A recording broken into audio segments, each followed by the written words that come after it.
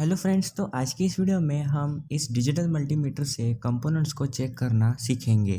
क्योंकि मेरे बहुत सारे व्यूवर्स ने मुझे कमेंट किया था कि हम इस डिजिटल मल्टीमीटर से बेसिक कंपोनेंट्स को कैसे चेक करें। तो आज की ये वीडियो बहुत इंपॉर्टेंट होने वाली है। तो उससे पहले मैं आपसे एक बात कहना चाहता हूँ कि अगर आपको सच्ची में इस कंपोनेंट्स को चेक करना सीखना है तो इस वीडियो को कंप्लीट देखिए, स्किप मत कीजिए, ताकि अगर कोई मैंने इन्फॉर्मेशन बता दी तो वो आपसे मिस हो सकती है और आधा अधूरा ज्ञान किसी काम का नहीं होता। तो वीडियो थोड़ी लंबी हो सकती है पर आपको इन्फॉर्मेशन पूरी मिलेगी।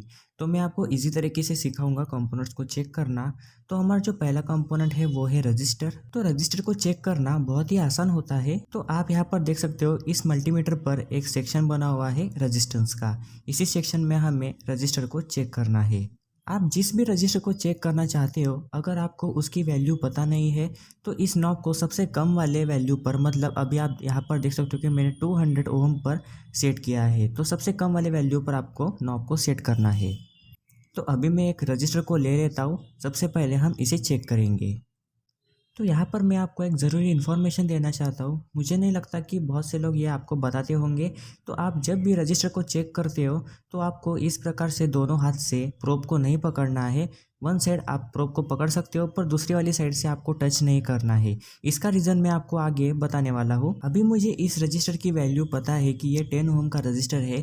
फिर भी मैं आपको इस मल्टीमीटर पर चेक करके दिखाता हूँ कि इसकी वैल्यू क्या शो होगी। तो आप यहाँ पर देख सकते हो कि 10.8 ओम का रजिस्टर दिखा रहा है, मतलब ये रजिस्टर बिल्कुल सही है। टॉलरेंस की वजह से वैल्यू थोड़ी ऊपर नीचे हो सकती है। तो ये हमारा 10 ओम का रजिस्टर बिल्कुल ओके है। अभी हम अगले वाले रजिस्टर को भी चेक कर लेते हैं। तो आप यहाँ पर देख सकते हो कि इस पर वैल्यू शो नहीं हो रही है। तो हम क्या करेंगे, नॉब को एक वैल्यू पर बढ़ाएंगे, मतलब 200 से अभी 2000 ओम पर सेट करेंगे। तो अभी आप देख सकते हो कि वैल्यू शो हो रही है। तो ये 988, तो 1 किलो ओम का ये रजिस्टर है। मुझे इसकी वैल्यू पता थी पर मैंने आपको दिखा दिया है। टॉलरेंस की वजह से मैंने आपको बताया था कि वैल्यू थोड़ी ऊपर नीचे हो सकती है, पर ये 1 किलो ओम का रजिस्टर है और ये भी बिल्कुल ओके है। तो अभी हम थोड़े बड़े वाले रजिस्टर को भी चेक कर लेते हैं। तो ये 1 मेगा ओम का रजिस्टर है। तो आप यहाँ पर देख सकते हो कि ये कम वैल्यू पर शो नहीं होगा। तो हमें सबसे बड़े वाली वैल्यू पर सेट करना है नॉब को। सेट करने के बाद अभी मैं आपको वो रीज़न बताता हूँ कि हमें दोनों हाथों से रजिस्टर को क्यों चेक नहीं करना चाहिए। तो अभी आप यहाँ पर देख सकते हो कि मैं जैसे ही दोनों हाथों को यहाँ पर कनेक्ट करता हूँ तो आप यहाँ पर वैल्यू देख सकते हो कि 472 वैल्यू यहाँ पर दिखा रहा है, जबकि ये 1 मेगा ओम का रजिस्टर है। और जैसे ही मैं इस हाथ को हटाता हूँ तो आप यहाँ पर देख सकते हो कि इसकी वैल्यू चेंज हो गई और ये 1 मेगा ओम यहाँ पर दिखा रहा है। तो आप यहाँ पर देख सकते हो कि कितना बड़ा डिफरेंस हमें देखने को मिला। तो इसीलिए मैं कहता हूँ कि दोनों हाथों से हमें रजिस्टर की वैल्यू चेक नहीं करनी है जब भी आप हाई वैल्यू के रजिस्टर को चेक करते हो, क्योंकि इसमें हमारा बॉडी का भी रेजिस्टेंस मेजर हो जाता है और वैल्यू हमें गलत दिखाता है। तो इस मेथड से आपको पता चल गया होगा कि हमें क्यों एक ही हाथ से रजिस्टर को चेक करना चाहिए। अभी हम पोटेंशियोमीटर को चेक करना सीखेंगे। तो इस पोटेंशियोमीटर की वैल्यू आपको इस पोटेंशियोमीटर के बैक साइड पर लिखी हुई मिल जाएगी, पर यह वर्किंग कंडीशन में है या नहीं इसे चेक करने के लिए आपको सबसे पहले इस नॉब को कंटिन्यूटी मोड पर रखना है। तो आप यहाँ पर देख सकते हो कि जो वाईफाई वाला सिंबल बना हुआ है वहाँ पर ही हमें इसे सेट करना है। तो आप यहाँ पर देख सकते हो कि इसमें 3 टर्मिनल्स बने हुए हैं। जो बीच वाली होती है वो कॉमन होती है, वहाँ पर हमें एक प्रोब को लगाना है और किसी भी साइड वाले टर्मिनल पर आप एक प्रोब को कनेक्ट कर दीजिए। तो अभी मैं जैसे ही इस नॉब को कम करते जाता हूँ तो यहाँ पर एक रीडिंग आनी चाहिए और बजर भी बजना चाहिए। तो आप यहाँ पर देख सकते हो कि नॉब को कम करने के बाद यहाँ पर हमारा बजर बज रहा है और जैसे मैं इस नॉब को फिर से बढ़ाता हूँ तो बजर हमारा बंद हो गया, मतलब ये पोटेंशियोमीटर बिल्कुल सही है। और सेम वही प्रोसेस आप दूसरी साइड से भी चेक कर सकते हो। तो जैसे मैं इस प्रोब को इस साइड पर लगाता हूँ तो यहाँ पर हमारा बजर बजने लगेगा और जैसे हम इसे एंटी क्लॉकवाइज घुमाएंगे नॉब को तो हमारा बजर बंद हो जाएगा, मतलब ये पोटेंशियोमीटर बिल्कुल सही है। तो अभी मैं आपको प्रीसेट को भी चेक करके दिखाता हूँ। तो प्रीसेट को भी चेक करने का सेम वही मेथड है। सामने वाली किसी भी 2 लेग में से एक लेग पर हमें एक प्रोब को कनेक्ट करना है और जो बैक साइड वाली लेग होती है वो हमारी कॉमन होती है। तो दोनों पर हमने प्रोब को कनेक्ट कर दिया है। तो आप यहाँ पर देख सकते हो कि बजर बज रहा है। तो जैसे मैं इसके वैल्यू को बढ़ाता हूँ तो ये बजर बंद हो जाएगा और जैसे मैं इसे कम करता हूँ तो फिर से बजर बजेगा। तो वन साइड पर बजर बजना चाहिए और दूसरी साइड पर नहीं बजना चाहिए। तो हमारा प्रीसेट बिल्कुल ओके है। प्रीसेट और पोटेंशियोमीटर का काम ही वही होता है रेजिस्टेंस को कम या ज़्यादा करना। तो जब भी रेजिस्टेंस कम हो जाता है तो बजर बजता है और जैसे ही रेजिस्टेंस को हम बढ़ाते हैं तो बजर बंद हो जाता है। तो देखा आपने कितना सिंपल था रजिस्टर को चेक करना। तो अभी हम इस फ्यूज़ को चेक करना सीखेंगे। तो ये फ्यूज़ को आपने बहुत सारे छोटे छोटे इलेक्ट्रॉनिक सर्किट में देखा होगा, वहाँ पर ये यूज़ होता है। तो इसे चेक करने के लिए भी हम कंटिन्यूटी मोड पर ही इसे चेक करेंगे। ऑलमोस्ट रजिस्टर को छोड़ के सारे कंपोनेंट्स इस कंटिन्यूटी मोड पर ही चेक हो जाते हैं, सिर्फ रजिस्टर को ही इस रेजिस्टेंस सेक्शन पर चेक किया जाता है। तो आपको पता ही होगा कि फ्यूज़ को 2 लीड होते हैं और दोनों लीड पर हमें दोनों प्रोब को कनेक्ट करना है। अगर हमारा बजर बज गया तो समझ लीजिए फ्यूज़ बिल्कुल ओके है। तो आप यहाँ पर देख सकते हो कि हमारा बजर बज रहा है, मतलब ये फ्यूज़ बिल्कुल ओके है। अगर बजर नहीं बजा तो समझ लीजिए कि आपका ये फ्यूज़ हो गया है। अभी हम कैपेसिटर को चेक करना सीखेंगे। बहुत सारे व्यूवर्स को कन्फ्यूजन होता है कि इस कैपेसिटर को कैसे चेक किया जाता है। तो सबसे पहले मैं आपको इसकी डिटेल बता दूं तो इसे पोलराइज्ड कैपेसिटर कहा जाता है, इलेक्ट्रोलाइट कैपेसिटर। इसे भी चेक करना बहुत ही आसान होता है। तो इसे भी हम कंटिन्यूटी मोड पर ही चेक करेंगे। तो चेक करने से पहले हम इस कैपेसिटर को शॉर्ट करेंगे। शॉर्ट करने से जो इसमें चार्ज स्टोर होता है वो ख़त्म हो जाता है। तो आपको तो पता ही है कि कैपेसिटर में 2 टर्मिनल होते हैं, तो दोनों टर्मिनल पर हमें एक एक प्रोब को कनेक्ट करना है। तो यहाँ पर डिस्प्ले पर एक वैल्यू शो होकर चली जानी चाहिए। तो आप यहाँ पर देख सकते हो कि एक वैल्यू शो होकर चली गई, मतलब हमारा कैपेसिटर बिल्कुल ओके है। तो अभी हम इस कैपेसिटर को घुमाएंगे और ये प्रोब को हम एक्सचेंज करेंगे। तो यहाँ पर अभी एक बजर बज के बंद होना चाहिए 1 सेकंड में या फिर 2 सेकंड में। तो आप यहाँ पर देख सकते हो कि 1 सेकंड में हमारा बजर बज के बंद हो गया, मतलब हमारा कैपेसिटर बिल्कुल ओके कंडीशन में है। अगर ये बजर कंटिन्यूसली बज रहा है तो समझ लीजिए कि आपका कैपेसिटर शॉर्ट हो चुका है और आपको उसे यूज़ नहीं करना है। तो ये कैपेसिटर हमारा बिल्कुल ओके है। तो इसी मेथड से ही कैपेसिटर को चेक किया जाता है। तो आपको यहाँ पर एक बात बता दूँ, अगर ये मल्टीमीटर से भी ओके दिखा रहा है फिर भी आपको इसे मैनुअली भी चेक करना है कि इसकी बॉडी कहीं से लीकेज तो नहीं हो रही है। अगर ऊपर की जो कैप होती है वो भी फूल गई है तो आपको उसे यूज़ नहीं करना है, क्योंकि वो कभी भी फट सकता है। तो आपको ऐसे भी इसका फिजिकली भी चेक करना है और मल्टीमीटर से भी आप चेक कर सकते हो। दोनों में अगर ये ओके है तभी आप इसे यूज़ कीजिए। अभी मैं एक बड़े वाले कैपेसिटर को भी ले लेता हूँ, इसे भी हम चेक करेंगे। इसे भी चेक करने का सेम वही मेथड है। तो सबसे पहले हमें इसे शॉर्ट करना है। तो अभी हमें दोनों प्रोब को दोनों टर्मिनल पर कनेक्ट करना है। तो आप यहाँ पर देख सकते हो कि एक वैल्यू शो होकर चली गई। अभी हम जैसे इस कैपेसिटर को घुमाते हैं और प्रोब को एक्सचेंज करने के बाद अभी आप देख सकते हो कि बजर बज के बंद होगा। तो आप यहाँ पर देख सकते हो कि बजर बज के बंद हो चुका है, मतलब ये भी कैपेसिटर हमारा बिल्कुल ओके है। कंटिन्यूसली बजर बज रहा है मतलब कैपेसिटर शॉर्ट हो चुका है, तो आपको समझ लेना है। तो इसी प्रकार से पोलराइज्ड कैपेसिटर को चेक किया जाता है। अभी मैं आपको नॉन पोलराइज्ड कैपेसिटर को भी चेक करके दिखाता हूँ। तो इस कैपेसिटर को चेक करना तो बहुत ही आसान होता है। तो इसके दोनों टर्मिनल पर हमें दोनों प्रोब को कनेक्ट कर देना है और यहाँ पर कोई भी वैल्यू शो नहीं होनी चाहिए और बजर भी नहीं बजना चाहिए। तो मैंने दोनों प्रोब को कनेक्ट कर दिया है और आप यहाँ पर देख सकते हो कि कोई बजर भी नहीं बज रहा है और कोई वैल्यू भी शो नहीं हो रही है, मतलब ये भी कैपेसिटर हमारा बिल्कुल ओके है। क्योंकि ये नॉन पोलराइज्ड कैपेसिटर है तो आपको इसे पॉजिटिव नेगेटिव कुछ होता नहीं। इस प्रकार से आप पीएफ कैपेसिटर को चेक कर सकते हो। अभी मैं आपको सिरेमिक डिस्क कैपेसिटर को भी चेक करके दिखाता हूँ। इसका भी सेम वही प्रोसेस है, कोई भी वैल्यू शो नहीं होनी चाहिए और बजर भी नहीं बजना चाहिए, मतलब ये कैपेसिटर हमारा ओके है।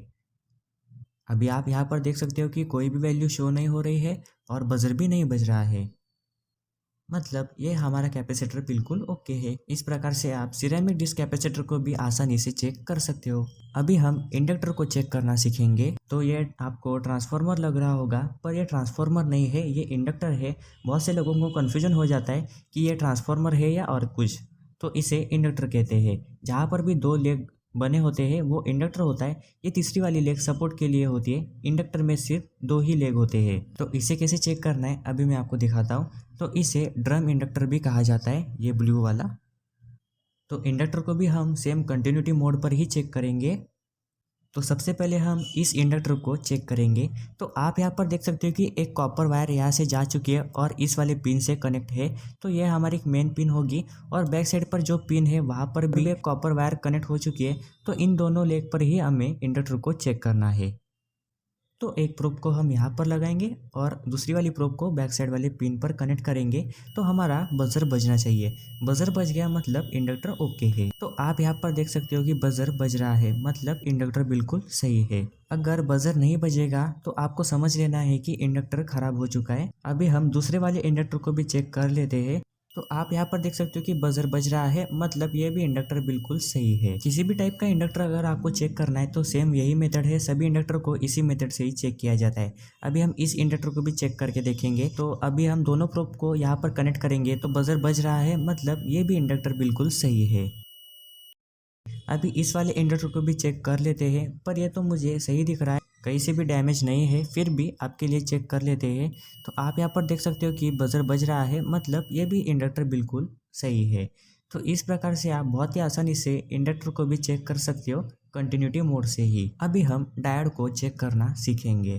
तो डायोड में भी बेसिकली दो ही पिन होते हैं, एक एनोड एक कैथोड। जहाँ पर भी सिल्वर कलर की स्ट्रिप बनी होती है वो कैथोड होती है और जो ब्लैक कलर का पार्ट होता है वो होता है एनोड। एनोड मतलब पॉजिटिव और कैथोड मतलब नेगेटिव। तो इसे भी हम कंटिन्यूटी मोड पर ही चेक करेंगे। तो जो पॉजिटिव प्रोब होती है रेड कलर की उसे हम एनोड में लगाएंगे और ब्लैक कलर की नेगेटिव प्रोब को कैथोड में लगाएंगे।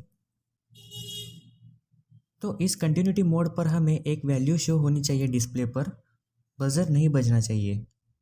तो आप यहाँ पर देख सकते हो कि एक वैल्यू शो हो रही है। अभी इसकी टेस्टिंग पूरी नहीं हुई है। अभी हमें इसे रिवर्स चेक करना है, मतलब पॉजिटिव में नेगेटिव कनेक्ट करना है और नेगेटिव में पॉजिटिव। तो यहाँ पर कोई वैल्यू शो नहीं होनी चाहिए।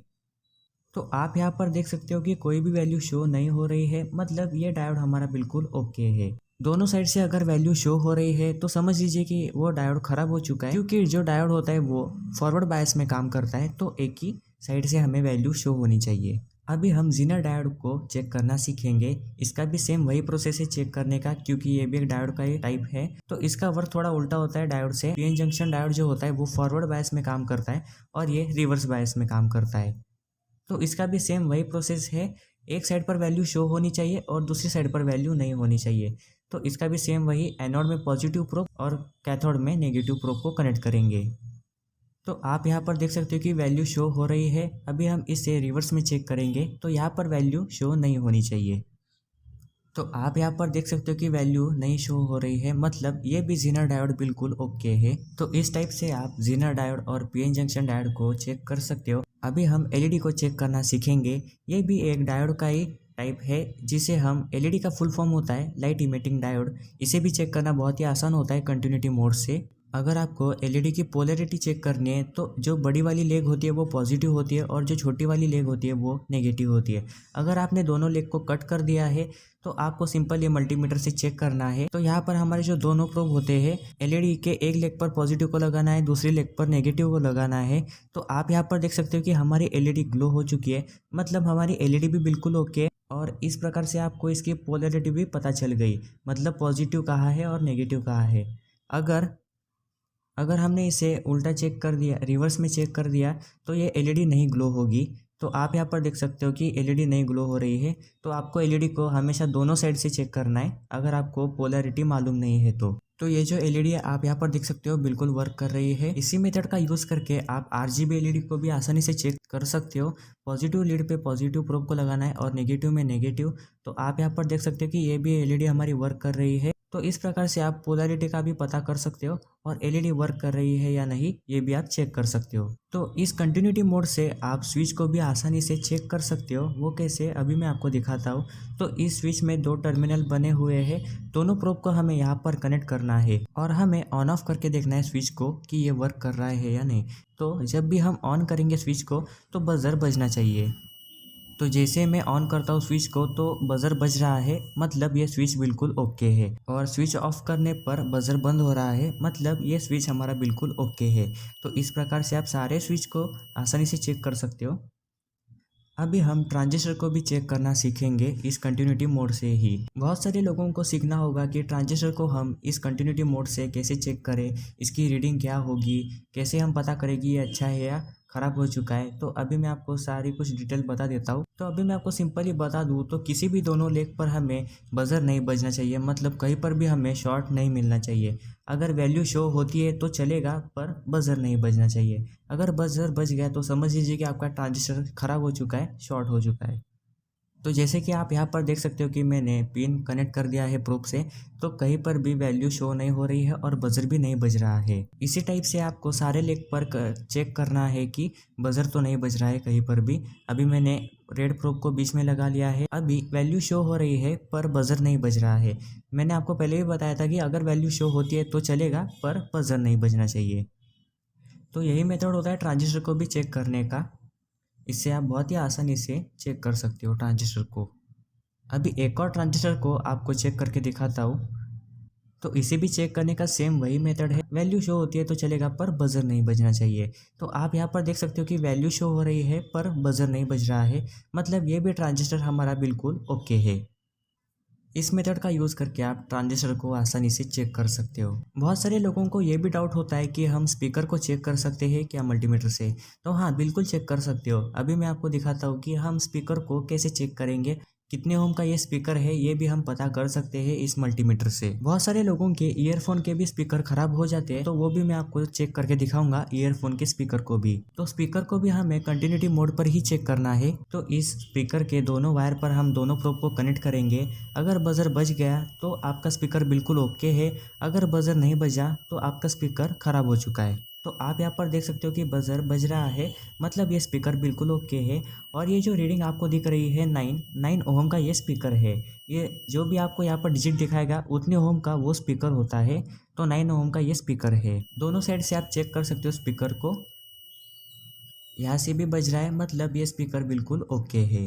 अभी हम ईयरफोन के स्पीकर को भी चेक करना सीखेंगे, क्योंकि बहुत सारे लोगों के साथ ये कॉमन प्रॉब्लम होती है कि उनका जो ईयरफोन होता है वन साइड बंद हो जाता है, एक साइड ही चलता है। स्पीकर खराब हो चुका है कि वायर कट चुकी है, इस प्रकार से आप देख सकते हो। अभी इसके दोनों टर्मिनल पर हमें दोनों प्रोब को कनेक्ट करना है। और आप यहाँ पर देख सकते हो कि बजर बज रहा है, मतलब ये स्पीकर बिल्कुल ओके है। और यहाँ पर आपको जो 32 डिजिट दिख रहा है, मतलब ये 32 ओहम का स्पीकर है। तो मैंने आपको दोनों बता दिया कि ये स्पीकर भी ओके है और इसकी वैल्यू भी आप चेक कर सकते हो कि कितने ओम का ये स्पीकर है। अगर बजर नहीं बजता है तो आपका स्पीकर ख़राब हो चुका है। तो इस मेथड का यूज़ करके आप स्पीकर को भी बहुत ही आसानी से चेक कर सकते हो। तो फ्रेंड्स, मुझे लगता है कि आपने वीडियो को कंप्लीट देखा होगा और कोई भी इन्फॉर्मेशन मिस नहीं की होगी। तो वीडियो कैसी लगी मुझे कमेंट करके ज़रूर बताइए। और अगर आपको इस वीडियो से कोई हेल्प हो गई है तो इस वीडियो को लाइक कर दीजिए। चैनल पे नए हो तो चैनल को भी सब्सक्राइब करना ना भूलें और बेल आइकन को भी क्लिक कर दीजिए।